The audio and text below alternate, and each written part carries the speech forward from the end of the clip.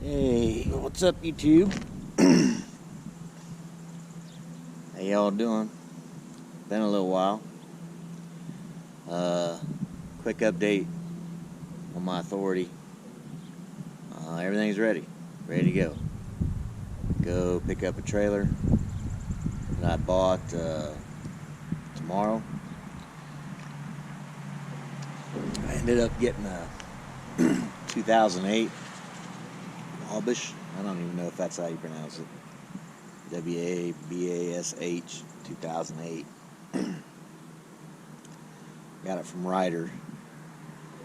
They were asking 9.7, and I got it for 7, which I think right now these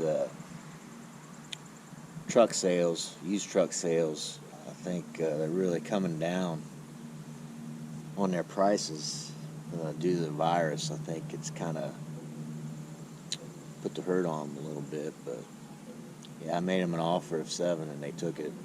I was kind of surprised, but I was happy about it. It's got pretty good tires. The brakes were new. Floor's good. Hadn't rained for a while, so can't be sure if there's any water damage or any water leaks, rather.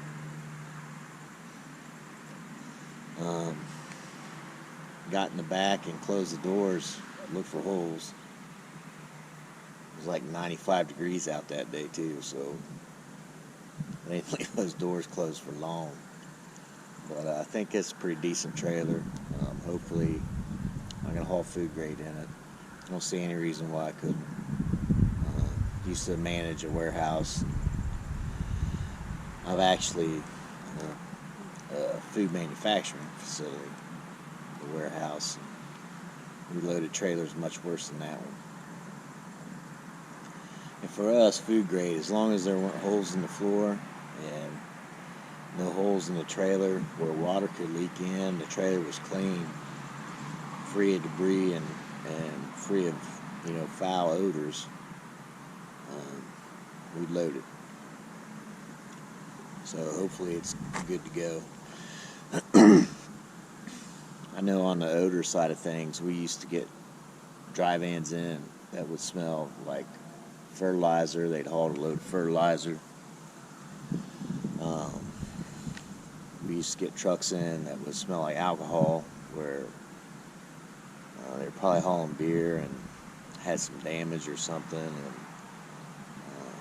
rubber. Trucks would haul tires, smell like rubber.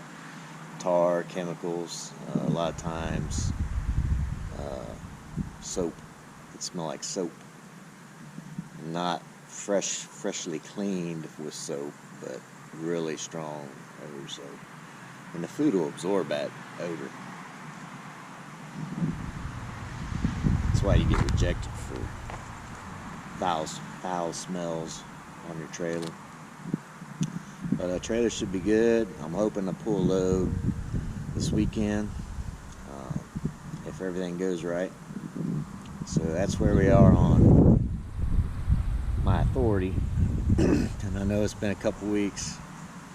I haven't had any updates, but that's where we're at. And once again, getting your own authority, it takes a lot of time. I knew it would, but it took longer than even I expected. It's coming up on the end of July. And I started this process in the end of March. And the first thing I did was go to school, get my CDL, which took almost 4 weeks.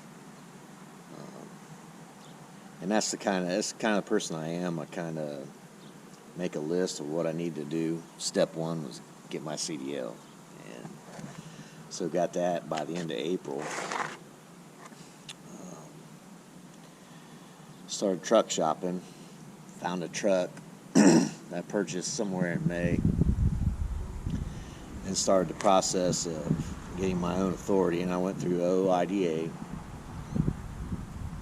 And they were a tremendous help with getting my own authority, helping me file all the proper documents, enrolling me in a drug consortium, getting all my BOC3s for each state, permits for each state.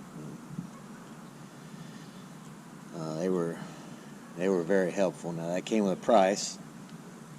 It cost me a little over $700, but I felt like it was worth it to make sure I was going to be compliant with FMCSA. The only thing that they didn't help me with was an IRP, which ended up taking forever. I had to submit that application 5 times through the state, and because of the virus, coronavirus, which I'm going to get to here in a minute, my opinions on that,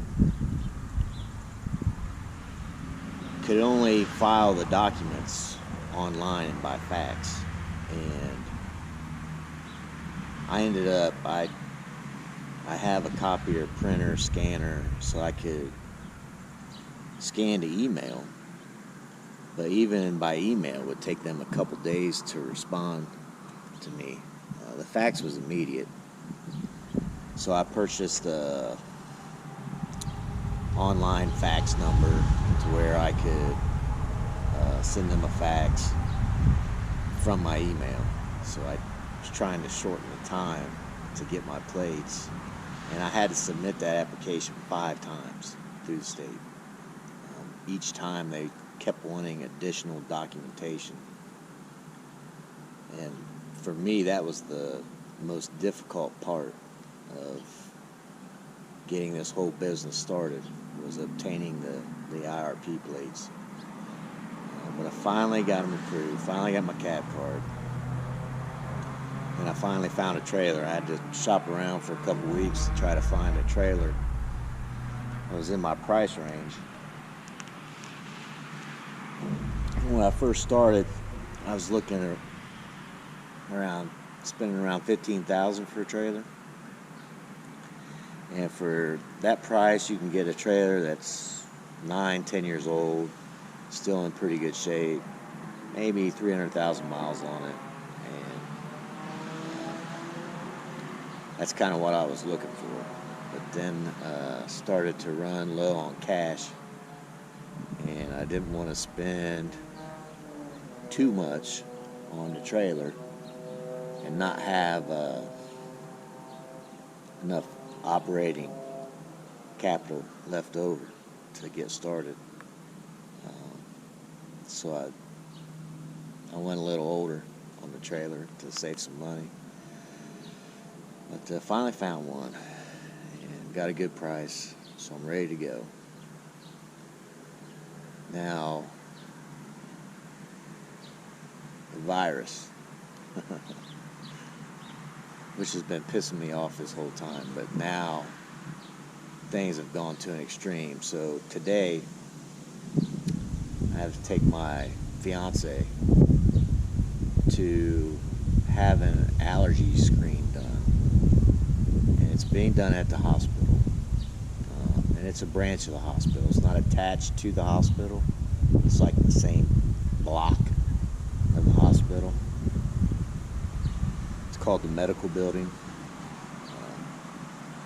So there's no overnight stays there. There's no ER. That's in a separate building. But try to make a long story short, they wouldn't let me go in with her, even though we had masks. They actually forced her to remove her mask that she had and gave her a new one, and they wouldn't allow me to enter, which was bullshit. I'm still trying to figure out all these rules around the virus and how they're helping slow the spread, which I'm not sure that's what we want to do at this point. I'm thinking we're better off to kind of let it run its course and let us all build an immunity to it and be done with it. But at any rate, if we hadn't been so far away from home, I actually walked up to the security. I wouldn't even call him a guard. There's a couple guys, little guys, standing outside, making sure people went in one at a time. And I had told them, "Look, you're gonna give me a mask and let me go in. You're gonna have me arrested. So I'm tired of this shit." And she was scared to death to go have these tests done because they poke you with about 60 needles. And she had to go through that herself, all by herself. That's just not right. And there was at least 9, maybe a dozen other people standing down there outside the lobby, outdoors, 6 feet apart, waiting for their spouse to finish with their appointment. And most of them were elderly people too. I felt horrible for them. But at any rate, I felt like I probably shouldn't push my luck, not today, so I backed off. And they kept telling me, calm down, calm down. I was calm. But I felt like making a statement. And in the end, I just had to keep my cool. But then, shortly after going through this experience, the king of the state,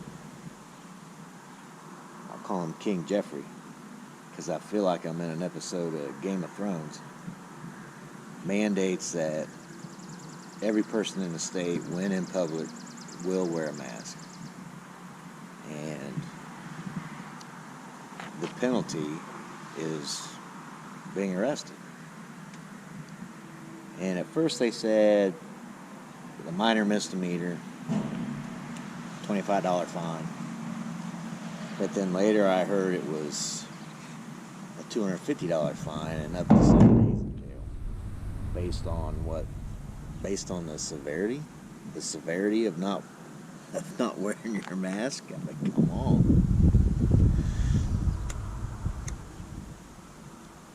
And here's the thing. The governor had his little press conference a week ago where he asked people to wear a mask in public. So I wore a mask because they asked me to. Now he's telling me to. So now he can kiss my ass. I'm not doing it. In this country, in this state, laws are passed through the House, the Senate, and then the executive branch.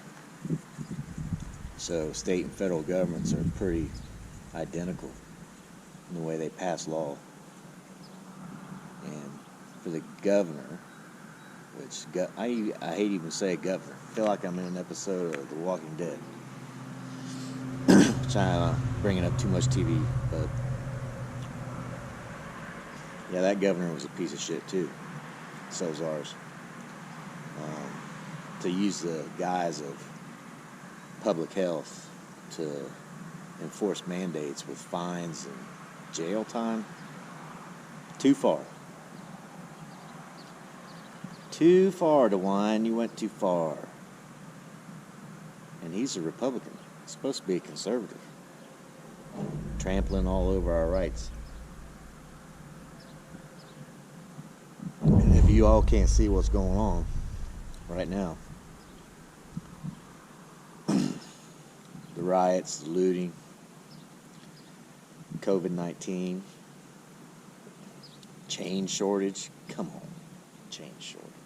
You ain't never heard. That's the most ridiculous. You're all being conditioned for more government control. You're being conditioned to give up your liberty. And I don't know who said it. Someone famous a long time ago. I could look it up. It's on the tip of my tongue, but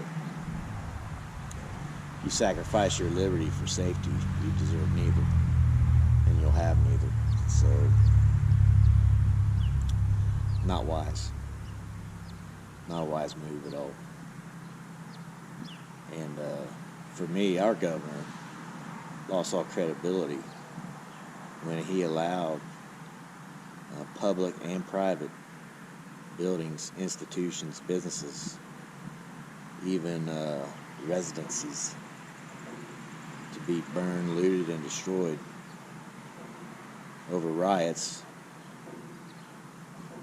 over police brutality, which doesn't exist in this country. That's a false narrative. Anyone with the brain should have taken the time to look for the facts and not listen to what the media is telling you. If you look at the facts, there is no police brutality in this country. It's a small number.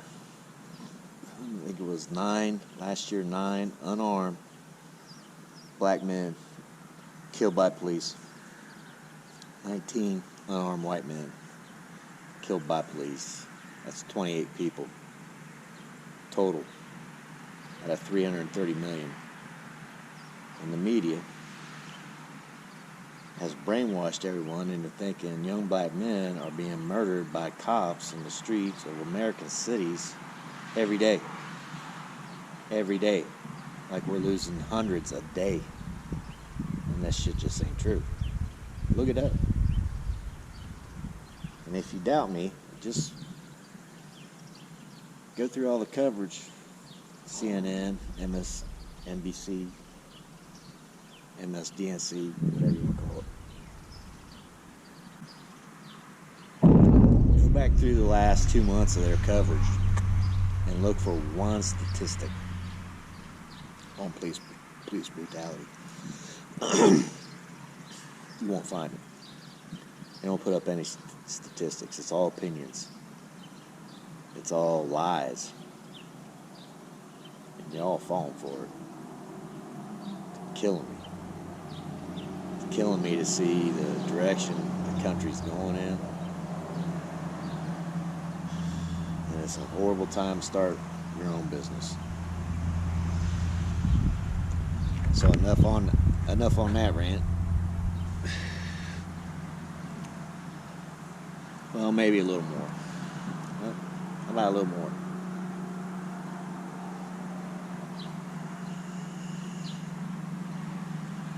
Nah, I can't. I'm frustrated with it. But I will say this, one final piece of advice on obtaining your own authority. It will take time. It's not easy, but it's not hard. I think anyone of average intelligence, even slightly below, be able to do it. It's not a big thing. You just gotta cross your T's, dot your I's, keep your ducks in a row, and you should be okay. The only other thing I would say is don't try to obtain your authority in the middle of a divorce and in the middle of a pandemic, because one is extremely stressful, and two, it's going to take a long time. So I've been working on it for 3 months, and finally going to get on the road either this weekend or next week. But just some food for thought, y'all. Stop being sheep. Stop being sheep. And when the sheep fear the sheepdog, the wolves prey. They're getting ready. Something big's coming at us. I can feel it. And like I told one of my Facebook friends, I can only protect so many of you. So if you're in my inner circle, you're probably going to be alright. And if you're on the fringe, I'm probably ain't going to be able to help you. You're going to have to help yourself, and that ain't going to be pretty. When I publish another video when I pick my trailer up, let y'all get a good look at that, and then I'll also post a video on my first load. A little bit nervous about it, you know, just picking up the paperwork. We'll make sure I do everything right and get from point A to point B, not screw nothing up. So I'll make sure I document how that first load goes and how I get paid and all that good stuff, because those are questions that I have. Haven't really been answered by anyone on YouTube, so I'll try to help y'all out that way. And hopefully I can put some videos up to help more people get their own authority and get away from the fleets. Start working for yourself. So that's the only way you're going to make it in this country now. You work for somebody else, you're going to work your whole life. You're going to work your whole life, not have any fun.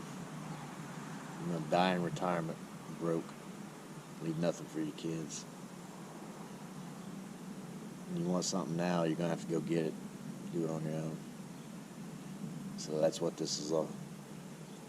That's primarily what this is all about, is making mine and only sharing what I have to with the government because I have to. Damn thieves. You don't want to know what I paid in taxes last year. It's shocking. I know I pay, I'll say this, I paid an effective tax rate of 33%. 33%. I know a lot of millionaires pay a lot less. Why they come after the common man, I have no idea. That's all for now. Back at you.